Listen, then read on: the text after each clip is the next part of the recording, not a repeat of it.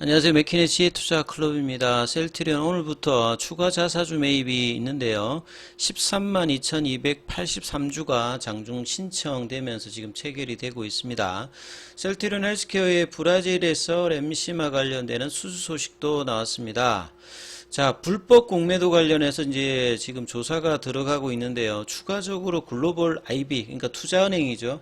그러니까 정권회사에서 좀 확장된 어떤 개념이라고 보시면 되는데, 두세 곳이 더 있다, 이런 이제 기사도 나와 있습니다. 이 부분 한번 살펴봐 드리도록 하겠습니다. 먼저 차트를 한번 살펴보겠습니다. 셀트리온은 이제 다음 주 월요일 13일에 이제 주식 매수 청구권 관련되는 행사 기간이 종료가 되기 때문에 여기서 특별한 뭐 이슈가 없으면 헬스케어의 어떤 합병 관련되는 부분들이 이제 결정되는 어떤 시기가 남아 있는데요. 자, 이런 차원에서 어제 이제 추가적인 자사주 매입으로 시장 대비해서 좀 견조한 흐름을 셀트리온 주가 흐름이 나오고 있죠.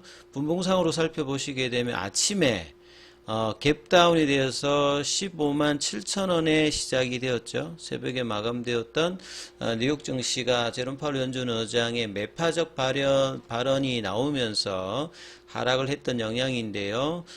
근데 이제 갭다운 양봉이 나오면서 15만 9,100원대까지 아침에 양봉 형태가 나왔다가 이후에 다시 좀 이제 밀리면서 지금은 600원 정도 전일 대비 빠져서 15만 7,400원대를 지금 유지를 해주고 있습니다. 여전히 이제 장중에는 프로그램 매수세가 이번 주 내내 지금 일단 유입이 되고 있고요.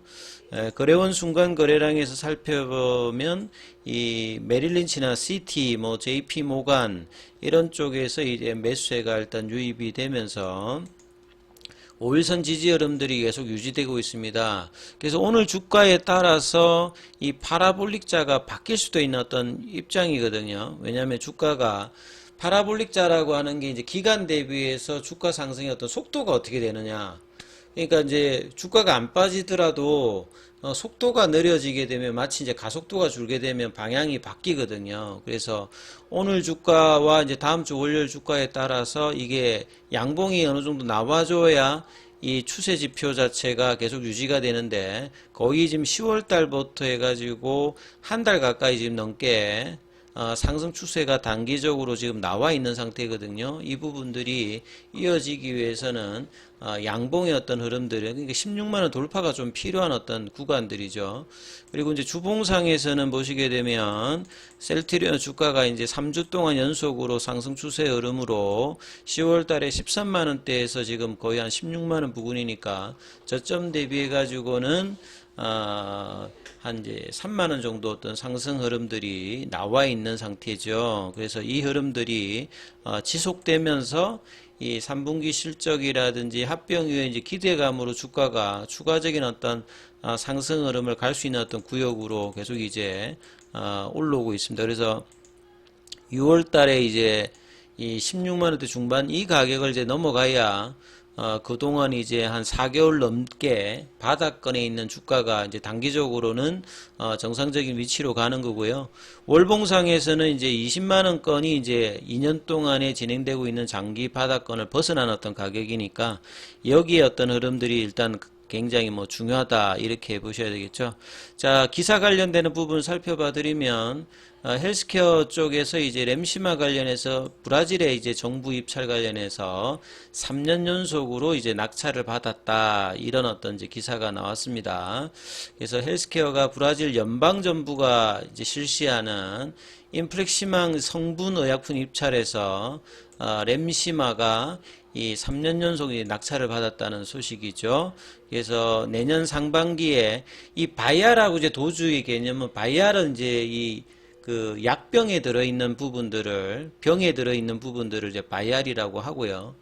요게 이제 뭐 동결건조 형태로 나가죠. 그러니까 도주는 뭐냐면 1인당 이제 투여량을 도줍니다. 그래서 보통 이제 바이알을 가지고 이제 뭐 여러 명이 이제 뭐 여러 도주로 나누어서 이렇게 나가는 경우도 있고 그 다음에 이제 맷바야를 해가지고 일도주 형태로 나가는 어떤 부분들도 있죠. 약에 따라서. 요런 뭐 개념들도 있고요.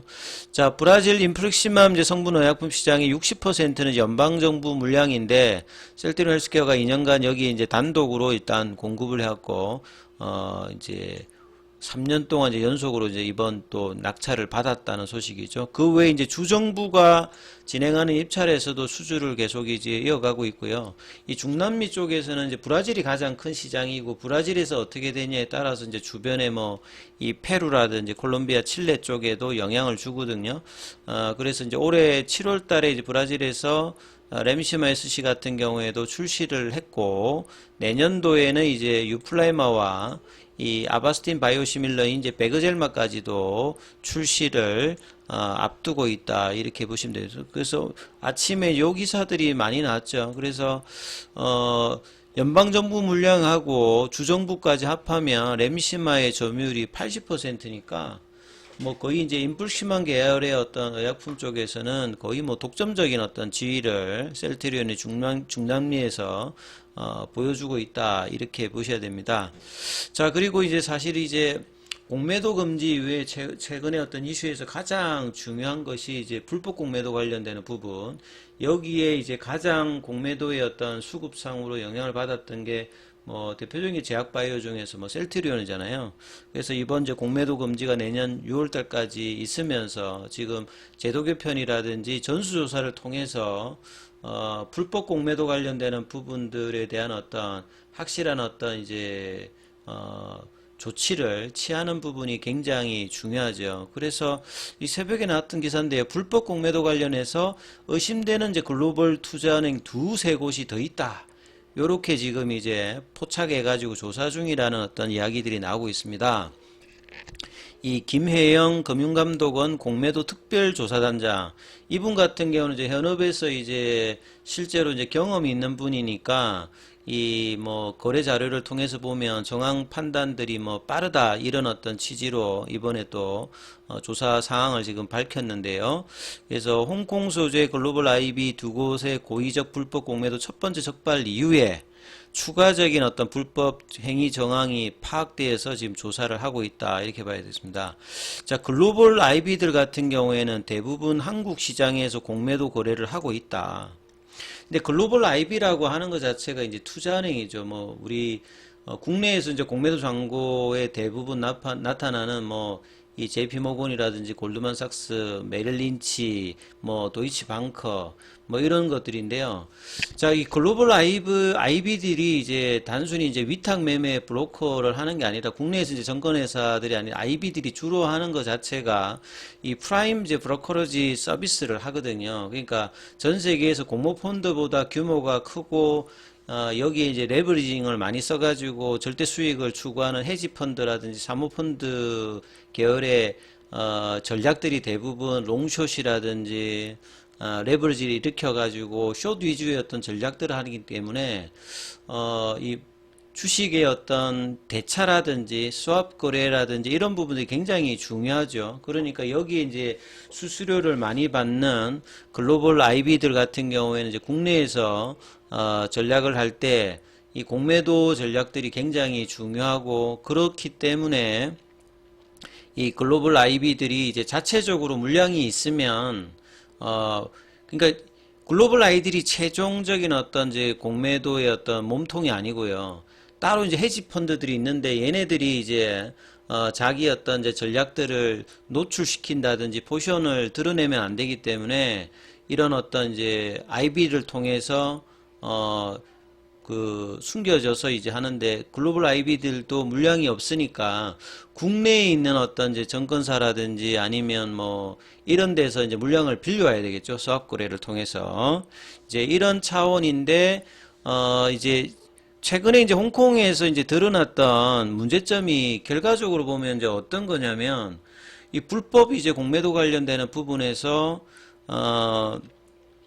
이제 분명히 이제 대차를 해서 공매도를 해야 되는데, 이 기관들 같은 경우에는 공매도인지 아니면 있는 물량을 파는 건지 시스템상으로 이 부분이 구별이 안 되는 어떤 부분들도 있고요. 그리고 이제 이런 불법 공매도를 할 수 있는 어떤 부분들이 이제 시스템적으로 일단은 뭐 이렇게 되어 있다. 그래서 이제 이 수기 거래라든지 전산화가 안 돼 있을 때는 한국에서는 이런 부분들이 이제 뭐 간행적으로 그동안 쭉 해왔던 부분들이 있죠. 그래서 이제 이런 부분들에 대해서 지금 이제 결과적으로 이 부분들이 이제 찾아진 거죠. 그래서 그 홍콩 쪽에 이제 이런 어떤 부분들만, 그러니까 HBC하고 BNB 파리바만 그렇게 된 게 아니라 간행적으로 했기 때문에 전수조사를 계속 이제 전체 데이터를 하게 되면 이런 부분들이 계속 이제 발견이 될 거고, 그렇다라고 하면 지금 이제 전사나 어떤 추고라든지 그 다음에 발견되었을 때는 미국이나 그 유럽 같이 뭐 영업 정지라든지 어마어마한 어떤 가진금들을 부과를 해야 한국에서 이제 뭐 정상적으로 진행되는 공매도 말고요. 그러니까 불법 공매도 관련되는 부분들이 간행적으로 이제 안 될 수 있도록 확실한 어떤 조치들을 해야 되는 어떤 상황이죠. 그리고 이제 그 6일날 공시한 공매도 잔고 대량 보유에 보면 한국계 회사는 이제 몇 개 안 됩니다. 그러니까 한국계 회사들 같은 경우는 왜 이렇게 이제 뭐 공매도 잔고 보유자에 이렇게 드러나는 게 작냐면 현물을 많이 가지고 있기 때문에 공매도 물량보다 현물이 많으면 이 공매도 대량 보유 회사에 안 드러납니다. 뭐 이렇게 뭐 나타내들 의무 자체가 없기 때문에. 그러니까 이제 외국계 같은 경우에는 현물보다는 이제 공매도 양이 훨씬 많으니까 이제 이렇게 잡히죠. 그래서 뭐 영국, 프랑스, 스위스 소재 이제 글로벌 IB들이 잡히는데 여기가 몸통은 아니라는 거. 그리고 이제 국내에서 이제 코스피 200, 코스닥 150에 허용된 350개 중에서 100여 개.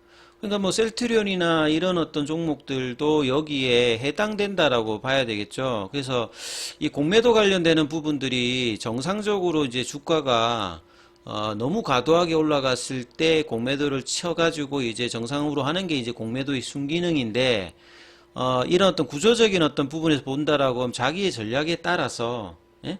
자기의 전략에 따라서 여러 가지 이제 전략들을 구사할 수 있습니다. 현물에서는 뭐 동일한 종목을 현물과 이제 공매도를 섞어가지고 박스권 매매로 뭐 몰 수도 있고, 자기가 어떤 택한 종목들 롱숏 전략에 따라서 어떤 거는 올리고 어떤 거는 내려야 되겠다 생각했을 때는 그 기업의 어떤 펀더멘탈하고 상관없이 숏으로 전략을 해서 공매도를 쳐가지고 이렇게 내리는 어떤 수급이 좀 얕을 때 이렇게 될 수 있고, 그 다음에 이제 그 기업이 호재가 터져가지고 올라갈 수 있는 상황에서 만약에 이제 공매도 포지션이 있는 형태들 같은 경우에는 두 가지가 있죠. 만약에 급격하게 올라가서 자금이 이제 부족하게 되면 이제 그 디레버징이 생겨가지고 문제가 되는 경우도 있고, 아니면 돈이 있으면 계속 이제 그 마진콜이 있으면 부어가지고 하는 경우도 있는데, 아예 원천적으로 호재가 있을 만할 때 공매도가